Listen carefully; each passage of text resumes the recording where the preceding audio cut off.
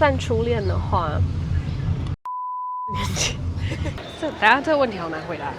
那个时候也是我第一次感受到，原来忧郁症是存在的。原来你对于生命毫无方向，到死亡是一个选项是存在的。尼泊尔航空，今天想用这个 Q&A 把大家带到尼泊尔我最喜欢的一个区之一，叫做包达。然后你应该可以看到后面有一个很大的佛岩，它是全世界最大的佛塔。然后这一区它很有趣，因为在这里的生活的频率都是围绕着那个佛塔往前嘛，所以你会发现他们这里有一个很强烈的能量场，是那一种集体共振，每天都会有人在这里绕塔，绕啊绕，顺时针绕塔，然后拨转经轮。所以我想要在这个氛围底下，我来回答大家的 Q&A 问题。月月觉得什么叫做开悟？开悟后的体验？开悟它其实都不是像大家想象的，我要变成一个神。它其实就是很简单的，你醒过来了的那一种感觉。醒着的佛，因为布达这2个字其实就是醒着的佛的修行者的意思。只是大部分的人他有时候会睡着。所谓的开悟就是你大梦初醒，你突然发现你所有的焦虑、恐惧，它都只是你在这一个生命体验里面很小很小的一部分，可是那一部分反而是滋养你生命很有色彩的那一部分。月月是如何提升自己的灵性知识和能力的？我要跟大家分享，就是千万不要只埋头读书这件事情，因为灵性的能量它是修出来的，修也代表着我们的人要去实践，去感受身体实际的流动、实际的震动，然后去跟大自然连接。如果你这个人的载体要升级，你就必须得要去解任务。那解任务，你是肯定要离开那个静态的状态的，用自己的方式去活一遍看看。我觉得这个就是提升自己灵性知识能力最重要的一件事。地球经济的金融考验是如何透过集体意识通关与身为应对啊？这是一个蛮庞大可以聊聊的话题，有关于金融体系之于这个地球的游戏规则是什么样子存在的意义，然后它要把我们带到哪里？我之后录一集 podcast 来讲。那想问你，针对植物人，你是如何看待他们的灵魂跟意识状态？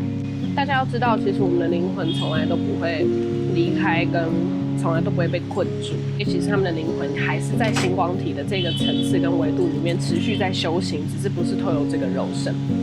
所以他们的肉身就只是一个锚定在地球的一个信号站，但他的意识其实仍在高维度学习。如果我们人的灵魂目的都是为了要在不同的维度跟体验之间修行的话，那你可以想象它只是换一个地方修行，不是我们所认知的那样而已。灵性修行具体要做什么？有觉知的去体验你生活的每一刻。瓦杯啊，跟牌卡、塔罗牌卡，它们背后的这个灵性原理是什么？宝贝跟牌卡它其实很有趣，因为当你想问的问题的那一刻，答案其实就已经出现了，所以它们存在的意义就只是去增加它的共识性。也就是说，这件事情好吗？不好吗？其实你潜意识早就已经知道答案，只是透过宝贝的方式，然后让你知道你的答案是对的。你之前有在一集有说到，就是不同时辰，像凌晨3点到6点，它会是一个不一样的能量状态。那3到6点的时候，这些高维度的能量、阴性能量非常的高频，那我们要如何对应这些干扰？你就跟自己潜意识说，它影响不了你了，这是最简单的。有意识的去调整你的振动频率，它是可以帮助你去自然的有一个很棒的防护罩。你觉得灵魂伴侣跟业力伴侣的区别是什么？我觉得他们就是一线之隔。等下这个问题好难回答。我觉得灵魂伴侣他是陪你去演完这一出戏，可是业力伴侣是逼你去演完这一出戏。最好的形容词。那你觉得业力是一种加速器吗？业力肯定是啦，业力就是短时间让你被迫升级，所以它是很棒的业力，某种程度上是。宇宙淘汰你的努力，你觉得这是什么意思？它就是在你走在不符合灵魂蓝图道路上，它就会切断你所有的人脉资源跟机会，然后瞬间让你回到完全不一样的轨道，所以它并不是在淘汰你的努力，而是它在告诉你说有更轻松的路你可以走看。月月，你会跟植物聊天吗？会啊，就跟花一样，你看那些花多么有生命力。那我们靠近花，我就可以能够被它的生命力给滋养，多幸福！看，高频率呢，如何与低频率的人相处？要如何避免拯救者的心态？有个很重要的点是，千万不要干涉别人的因果，这是最重要的前提。因为每当我们想要去帮助别人的时候，其实某种程度我们会不小心介入别人的因果，所以有一个好的方式就是不要主动的去询问别人的帮助，更多的事情是你散发一个频率，你是光，所以自然而然需要这份光的人一定会来找你。那他来找你的时候，你可以尝试等待，不马上给予回应。其实这就是最棒不干涉别人的因果，然后可以跟这样子频率共处的方式。感情中的背叛啊、出轨啊、三等关系啊的这些，都是月老所安排的吗？月老只负责拉线，不好意思各位。月老负责把两个人碰在一起，可是怎么演这个剧本是你有你的自由意识去决定的。婚姻、孩子与离婚的剧本安排，以游戏规则机制上的话，它其实就是一个大型的共修合约。什么叫做共修合约？就是它是一个很庞大的生命剧本，然后你要让这些剧本这样啪，你知道你多忙啊？那如果你突然觉得 ，Oh my God， 我好像玩坏了我的生命剧本啊，那我要如何走出迷茫的感觉？原地重启啊！就是那如果你都觉得你走坏了，那还有更糟的事情发生吗？没有，那我们就重新开始吧。都坏了，重新啊，去想哪一件事情是你现在不做，你觉得你的生命结束在这是会后悔的，先去从那个方向开始做。关于姓名学，可以来解释一下你的这个姓名的这些生命历程吗？我为什么一直没有分享这个姓名学的老师，就是因为，我不确定到底适不适合把这个资讯公开。如果有海量的人来到他面前，他会不会感到困扰？所以等我下次跟我老师见面完之后，如果他觉得 OK， 那我就分享给大家。这就是我真实的心声。上来是要脱鞋的，然后我刚才走的时候，一直心里在想一个问题，就是脚很脏，我会不会踩到鸟屎？应该是不会吧？你 Are you sure？ 我们来看一下上面有超级多的鸟。你觉得那些留下来的人，他们彼此之间前世的关系是什么？我觉得能够在关系里面留下来的，他们一定是经过很多的一世又一世的连接，然后跟共修的课题。所以我觉得能留下来的都是他们已经，我会说达成和解，或者是说已经决定不再创造各种更复杂的生命剧本，来到一个很平衡状态的人。那当你遇到你不喜欢的人，但是你需要跟他们相处在同一个环境的时候，你要如何避免让自己踩到那一套？就把它当背景啊，把它当 NPC 啊，把它当就是对你而言只是一个不需要有连结的存在，因为我们在生命过程当中本来就不需要跟每个人都产生对话，但是我们可以保持礼貌，保持礼貌也是一种修行。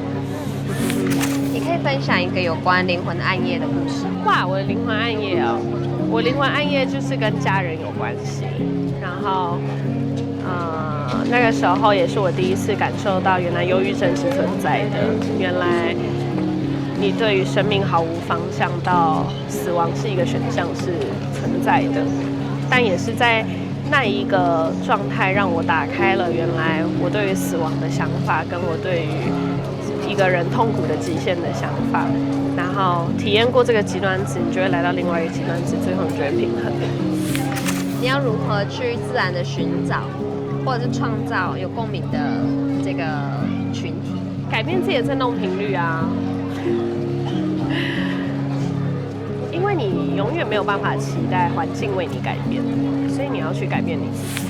你如果突然觉得感到不被理解的时候，你要如何找到情绪的出口？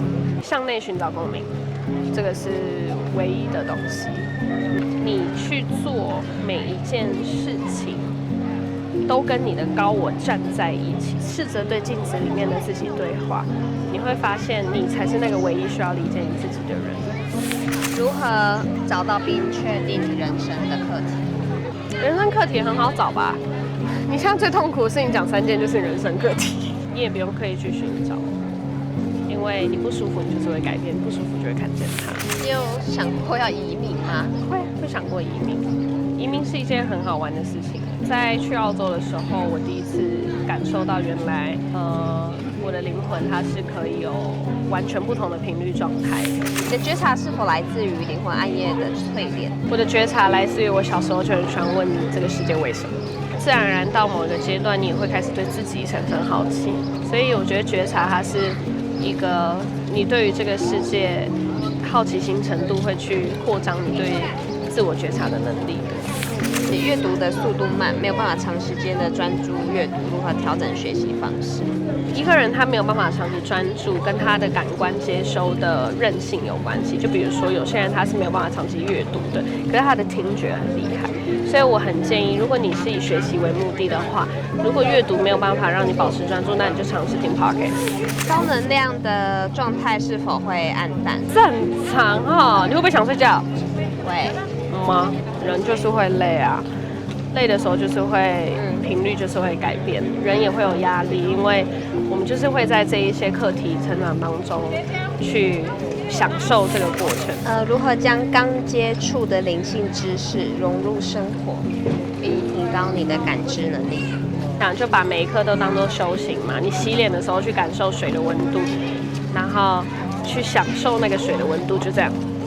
它就是很简单的事情，会有效的进入冥想状态。因为整个冥想它是跟整个能量流动有关系，而呼吸是人类最好去调整我们能量流动最基础，可是很多人会忽略的事情。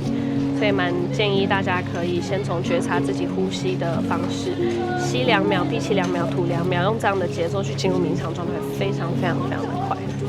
想问月月，庙里的神明有位阶高低吗？是有的，是有的。可是那种位阶高低就很像是你跟你主管，你主管的他之所以可能会成为你主管，就是因为你的工作能力相对他的经验少，所以他是你的主管。可是卸下这个身份之后，大家都把这些衣服脱掉之后，去同一间餐厅吃饭，你们都是普通人，对吧？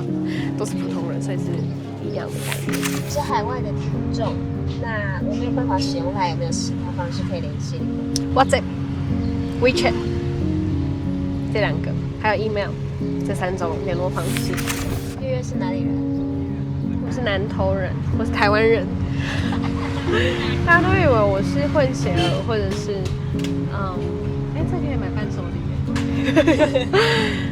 大家都以为我是混血，而且我真的超尼泊尔人的。然后，但是其实我是100%的台湾人，而且我是台湾原住民，不农族。月月最喜欢吃什么料理？我最喜欢吃意大利面，道地的意大利面料理。你有什么想要挑战但还没做的事情？跳伞。但你不是怕高吗？我去完 EBC 之后，我的惧高症就被治好了。然后我就发现，我昨天攀岩的时候，就发现我不怕高了。月月的初恋是什么时候？算初恋的话，国小4年级。可是我真正有意识知道自己正在进入一段 relationship 的时候呢，是19岁的时候。月月去过几个国家？30几个，我记得30几个国家，目前很多个城市。那如果山跟海选一个，我刚直觉选山呢。如果你是3年前问我会选海，因为我是2019年第一次潜水，然后爱上大自然，然后才把自己晒得这么黑，然后就回不去了嘛。但是现在我是山派。那如果买一栋房子，你想在哪里？当然，我会想要在尼泊尔造村庄。我自己觉得有一天我应该会移民去葡萄牙，我想要在葡萄牙盖了一个自己的度假小村庄。想要靠海边近一点的时候，我应该就会想要去葡萄牙。